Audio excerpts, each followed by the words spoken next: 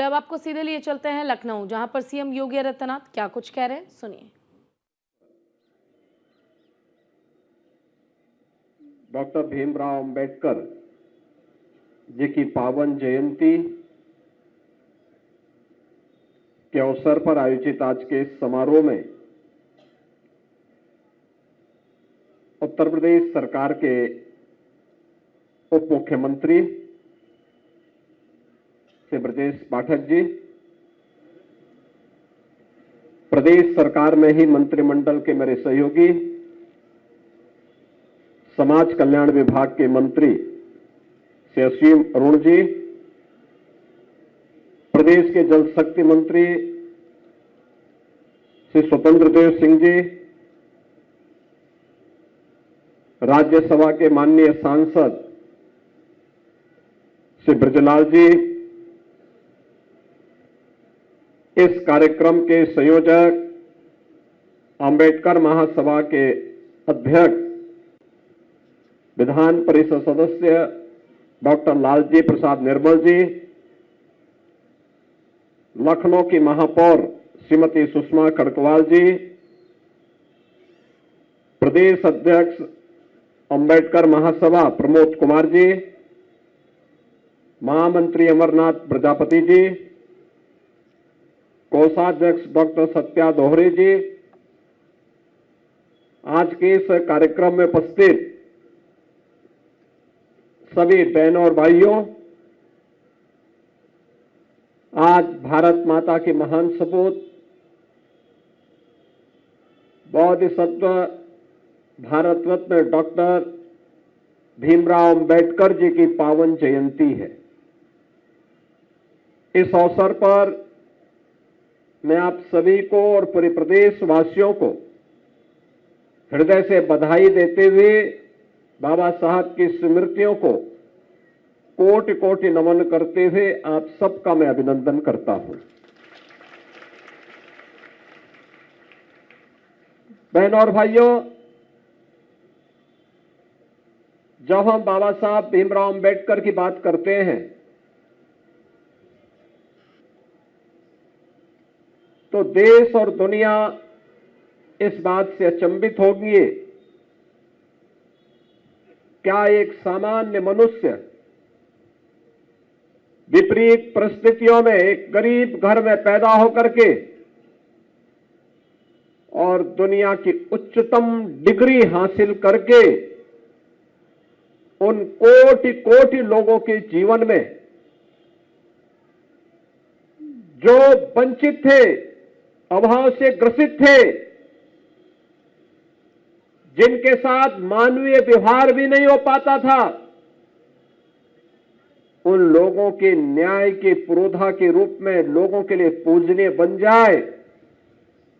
आज की पीढ़ी इस बात को सुनती है, दुनिया इन बातों को सुनती है, तो उन सबको लगता है कि एक सामान्य मनुष्य नहीं बल्कि एक महामानव रहा होगा, और वो महामानव कोई और नहीं, डॉक्टर भीमराव अंबेडकर जी थे,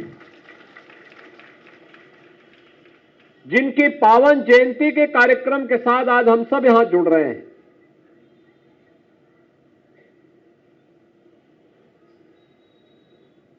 (1891) में मध्य प्रदेश के मऊ में उनका जन्म होता है और जन्म लेने के बाद उन्होंने प्रारंभिक शिक्षा अर्जित करने और आगे की पढ़ाई के लिए जब कार्य करने के लिए मन में उनकी विलक्षण बुद्धि, कुछ करने की तमन्ना का ये भाव जो उनके मन में था, इस कार्यक्रम के साथ जब वो जुड़े तो उच्च शिक्षा के लिए, उच्च डिग्री हासिल करने के लिए उन्होंने इंग्लैंड की ओर प्रस्थान करने का निश्चय किया, लेकिन पैसा नहीं था। महाराजा बड़ौदा ने एक स्कॉलरशिप दी, वे वहां गए और दुनिया की उच्चतम शिक्षा की डिग्री हासिल करके वे वापस भारत में आए। एक ही संकल्प था, अपने लिए ही इन कोटि कोटि मानवों को उनका मानव होने का अधिकार दिलाना है। उन वंचितों और दलितों को उनका अधिकार दिलाने के लिए कार्य करना है। इसके लिए आजादी की लड़ाई से लेकर के न केवल देश की आजादी के लिए बल्कि इन नागरिकों की आजादी के लिए भी में कार्य करना है। और उन कार्यक्रमों को आगे बढ़ाते हुए बाबा साहब देश की आजादी के आंदोलन में कूद पड़े। बहनों और भाइयों, स्वतंत्र भारत में देश के पहली सरकार में उन्हें जब संविधान सभा 1946 में गठित होती है, जिसके बारे में चर्चा श्री पृथ्वीलाल जी भी कर रहे थे, संविधान सभा के माध्यम से गठित पहली जो संगठित सरकार थी, उस सरकार के न्याय मंत्री के रूप में उन्हें कार्य करने का अवसर प्राप्त हुआ। संविधान सभा की ड्राफ्टिंग कमेटी के अध्यक्ष के रूप में कार्य करने का अवसर प्राप्त हुआ और फिर उन्होंने इन कार्यक्रमों को जिस रूप में आगे बढ़ाया, भारत का संविधान आज भी भारत के नागरिकों को उत्तर से दक्षिण तक, पूरब से पश्चिम तक प्रत्येक व्यक्ति को जोड़ने की सामर्थ्य रखता है। जो लोग भारत की एकता के पक्षधर नहीं थे, वे लोग इस बात के लिए हंसते थे कि भारत स्वतंत्र तो हो रहा है लेकिन एकजुट नहीं रह पाएगा। उनकी मंशा धरी की धरी रह गई। भारत आज भी देखते होंगे 140 करोड़ लोग लोकतांत्रिक मूल्यों के साथ उत्तर से दक्षिण तक, पूरब से पश्चिम तक एकता के सूत्र में बंध करके दुनिया के लिए सबसे बड़े लोकतंत्र के रूप में अपनी धाक जमाया हुआ है। ये सब संभव हो पाया भारत के संविधान के कारण, जो जिस संविधान के शिल्पी के रूप में हम बाबा साहब भीमराव अंबेडकर को आज हर व्यक्ति स्मरण करता है। बहनों और भाइयों, बाबा साहब भीमराव अंबेडकर का जो सपना था, उस सपने को साकार आजाद भारत में पहली बार अगर किसी ने किया तो वह सरदेव अटल जी ने अपने समय में कुछ प्रयास प्रारंभ किए थे और उसको एक नई गति देने का काम किया है आज के देश के यशस्वी प्रधानमंत्री श्री नरेंद्र मोदी जी ने। आपने देखा होगा, शैक्षिक हो या आर्थिक, सामाजिक हो या सांस्कृतिक रूप से मान्यता प्रदान करने का कार्य, हर एक क्षेत्र में सर्वांगीण विकास के लक्ष्य को प्राप्त किया जा सके, प्रधानमंत्री मोदी जी ने इस कार्यक्रम को आगे बढ़ाया। कोई कल्पना कर सकता है कि मात्र 10 वर्ष में देश के अंदर, दुनिया के अंदर भारत पहला देश है कोरोना जैसी महामारी में भी जिस देश ने हर नागरिक को उसका अधिकार दिलाया। 80 करोड़ लोगों को फ्री में राशन की सुविधा का लाभ आज भी चल रहा है। 50 करोड़ लोगों को आयुष्मान भारत की सुविधा का लाभ, 12 करोड़ गरीबों के घर में शौचालय निर्माण का कार्य, 45 करोड़ गरीब परिवारों को जनधन के अकाउंट खुलवाने का कार्य, 10 करोड़ गरीबों के घर में उज्ज्वला योजना का रसोई गैस का सिलेंडर पहुंचाने का कार्य, 4 करोड़ गरीबों को एक एक आवास उपलब्ध करवाने का कार्य। आप अनुमान करिए, 12 करोड़ गरीबों के घर में शौचालय का निर्माण भी, जिसके घर में बिजली नहीं वहां बिजली पहुंचाने का काम, और जो मैंने 2017 में कही थी बात, जिस गरीब का जहां पर मकान होगा वहां का जमीन का पट्टा उसे मिलेगा। आज मुझे बताते हुए प्रसन्नता है कि आज जब हम लोग इस 8 वर्ष के बाद फिर से इस कार्यक्रम के साथ जुड़े हुए हैं, यद्यपि मुझे वर्ष में 2 या 3 बार इस कार्यक्रम में आने का अवसर प्राप्त होता है, लेकिन जब हम यहां पे उपस्थित हैं, मुझे याद है 2014 में, 2017 में जब मुझे यहां पे बाबा साहब की इस जयंती के कार्यक्रम में जुड़ने का अवसर प्राप्त हुआ था, मैंने तब भी निर्मल जी को फोन किया था। मैंने कहा मैं वहां आ रहा हूं कार्यक्रम में। उन्होंने कहा हमें बहुत अच्छा लगेगा, इसलिए मुख्यमंत्री नहीं आए थे इसलिए हम लोग ये मानते थे। मैंने कहा नहीं, कार्यक्रम में मुझे आना है। और मैं आया था, तब मैंने इस बात को कहा था। उस समय मैंने कहा था गरीब जहां पे रहेगा वहीं पे उसको जमीन का पट्टा देंगे और जमीन के पट्टे के साथ साथ पक्का मकान भी उसे उपलब्ध करवाने का काम करेंगे। और बहनों और भाइयों, उत्तर प्रदेश ने अब तक 1 करोड़ गरीब और दलित परिवारों को जहां पे उसका आवास है वहां का पीएम स्वामित्व योजना के अंतर्गत उसकी घरौनी भी उसको उपलब्ध करवा दी है कि आपको अब कोई उजाड़ नहीं सकता है। उसका पक्का मकान वहां पे बन सकता है और 56 लाख गरीबों को अब तक हम आवास की सुविधा वहां पर उपलब्ध भी करवा चुके हैं।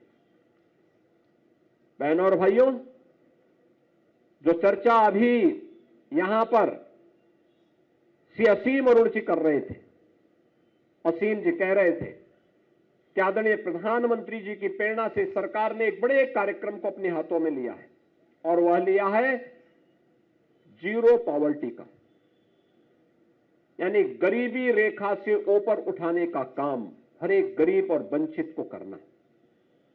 पिछले 8 वर्ष में सरकार ने कुछ किए, जैसे मुसहर जाति के लोगों के लिए, बनटांगिया के लिए, थारू के लिए, सहरिया के लिए, बुक्सा के लिए, चेरो के लिए, गोड़ के लिए, पोल के लिए, इन सभी को पूरी तरीके से सिचुएट करने का काम, जिसके पास जमीन नहीं जमीन, जिसके पास मकान नहीं मकान, जिसके पास शौचालय नहीं शौचालय, जिसके पास पेंशन की सुविधा का पात्र है नहीं मिला पेंशन की सुविधा, जिसके पास राशन कार्ड नहीं राशन कार्ड, जिसके पास आयुष्मान का कार्ड नहीं आयुष्मान कार्ड, इन्हें सिचुएट किया गया है। और अब उसी क्रम को आगे बढ़ाते हुए जीरो पॉवर्टी, यानी कहीं भी गरीबी न रहे, कोई वंचित न रहने पाए, उसे सभी प्रकार की सुविधाओं से युक्त करने के लिए, सिचुएशन के लक्ष्य को प्राप्त करने के लिए एक बड़े कार्यक्रम को हमने लिया है। और मैं आज यहां पे कह रहा हूं कि बाबा साहब की पावन जयंती है, 14 अप्रैल है, और याद करना हम लोग पहले चरण में ऐसे 14 से 15 लाख परिवारों को जोड़ने जा रहे हैं जिन लोगों के पास सभी प्रकार की सुविधाएं एक मुश्त उन्हें उपलब्ध करवाने के कार्यक्रम को इसी महीने हम उसको आगे बढ़ाने जा रहे हैं। मान के चलिए कि हर ग्राम पंचायत में 20 से 25 ऐसे परिवार होंगे जिन्हें आज तक बहुत सारी सुविधाएं नहीं मिली होंगी। वह सुविधा सरकार उपलब्ध कराएगी, डबल इंजन की सरकार उपलब्ध कराएगी। और इस सुविधा को मैं बाबा साहब की 134वीं पावन जयंती के अवसर पर बाबा साहब को ही समर्पित करना चाहता हूं। ये योजना उत्तर प्रदेश में बाबा साहब के ही नाम पे जानी जाएगी, बाबा साहब को ही समर्पित होगी, उन्हीं के नाम पे जानी जाएगी, क्योंकि देश के अंदर शैक्षिक रूप से भी, सामाजिक रूप से भी और आर्थिक रूप से भी समुन्नत करने का जो दर्शन बाबा साहब ने दिया था, उत्तर प्रदेश देश की आबादी का सबसे बड़ा राज्य है और आदरणीय प्रधानमंत्री जी के नेतृत्व और मार्गदर्शन में उत्तर प्रदेश देश की सबसे बड़ी आबादी का राज्य होने के बावजूद पहला राज्य होगा जो अपने को जीरो पॉवर्टी के लक्ष्य को प्राप्त करने की दिशा में कदम बढ़ाएगा। और उस कार्यक्रम के साथ आप सबको जुड़ने का भी मैं आह्वान करता हूं, उस कार्यक्रम के साथ जुड़ने का आह्वान करता हूं। दूसरा, हम लोगों ने एक और व्यवस्था की है।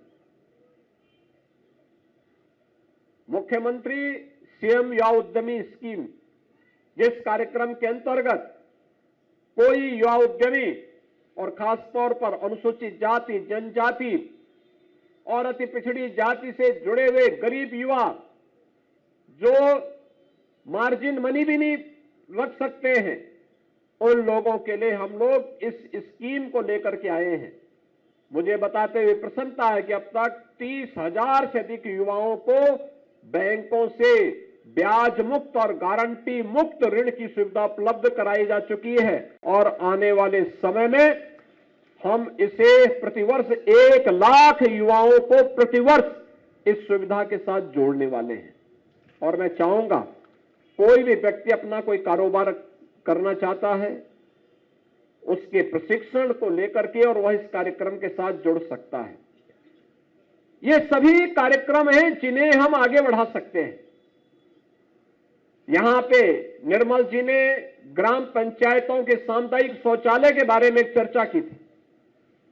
हम लोग इस बात को दिखाएंगे कि जो ने मानदेय मिल रहा है ये नियमित रूप से मिले, 6 महीने न लगे, 3 महीने न लगे, हर महीने उसे मानदेय मिले, उस समिति को मानदेय मिल जाए, जिससे जो लोग वहां कार्य कर रहे हैं वे सम्मानजनक ढंग से घर में रह करके उस पूरी व्यवस्था का संचालन करने में भी योगदान दे सके। और ये व्यवस्था सरकार तत्काल लागू करने के कार्यक्रम को आगे बढ़ाएगी। बहनों और भाइयों, जब हम यहाँ पे आज बाबा साहब की इस पावन जयंती कार्यक्रम में जुड़े हुए हैं, याद रखना इतिहास की घटनाएं अपने आप में एक सबक भी होती है। और जो चर्चा यहां पे ब्रजलाल जी ने की थी,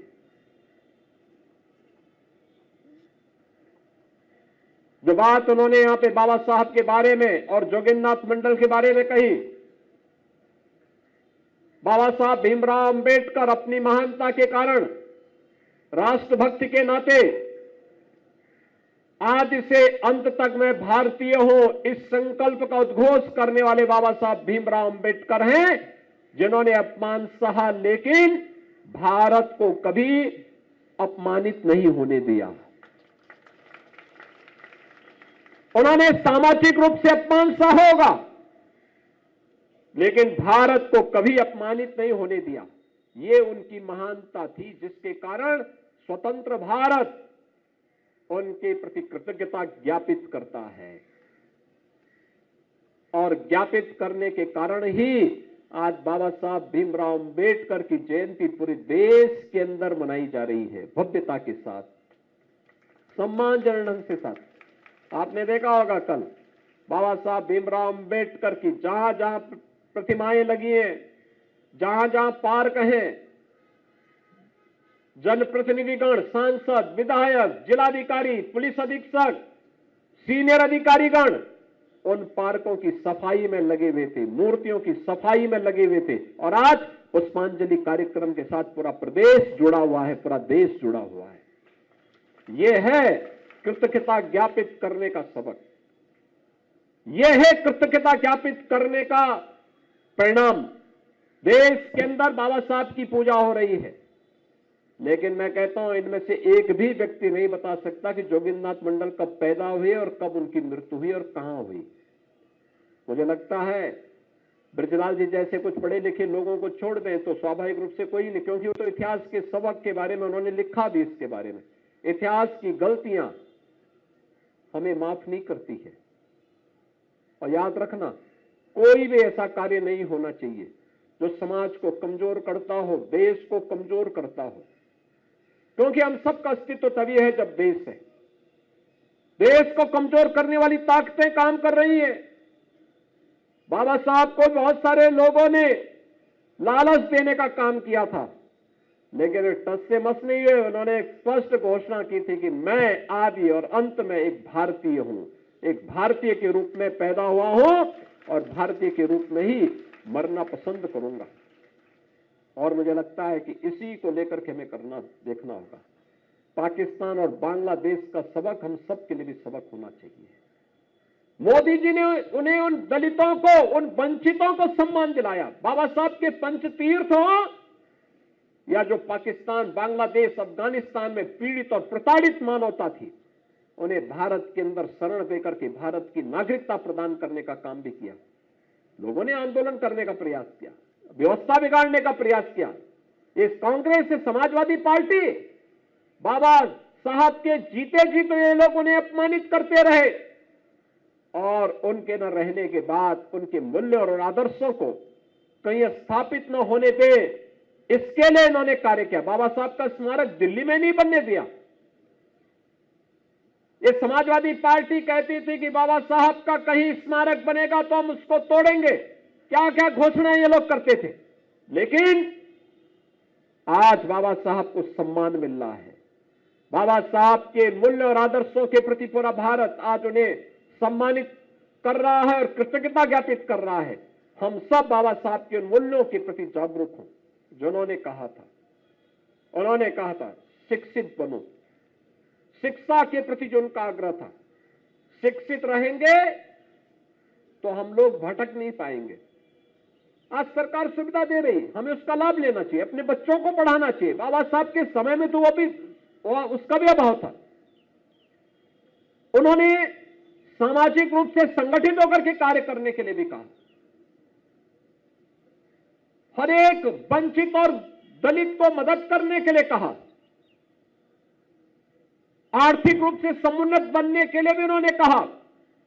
लेकिन इसका रास्ता शिक्षा से ही आगे बढ़ता है और उस मार्ग का अनुसरण अगर हम कर सकते हैं तो निश्चित ही आने वाली पीढ़ी को एक उज्जवल भविष्य हम दे पाएंगे।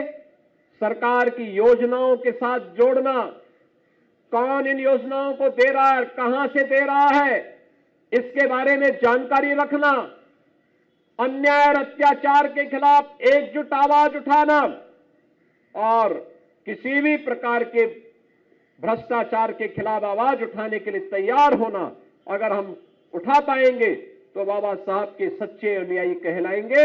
आज 134वीं पावन जयंती के अवसर पर बाबा साहब को मैं प्रदेशवासियों की ओर से, प्रदेश सरकार की ओर से उनकी स्मृतियों को नमन करते हुए विनम्र श्रद्धांजलि अर्पित करता हूं और जीरो पॉवर्टी के लक्ष्य को प्राप्त करने की जिस मुहिम को लेकर के आज प्रधानमंत्री मोदी जी की प्रेरणा से आगे बढ़ रहे हैं, इस पूरी मुहिम को, इस पूरी योजना को बाबा साहब भीमराव अंबेडकर मिशन को समर्पित करते हुए अपनी वाणी को विराम देता हूं। धन्यवाद। जय हिंद।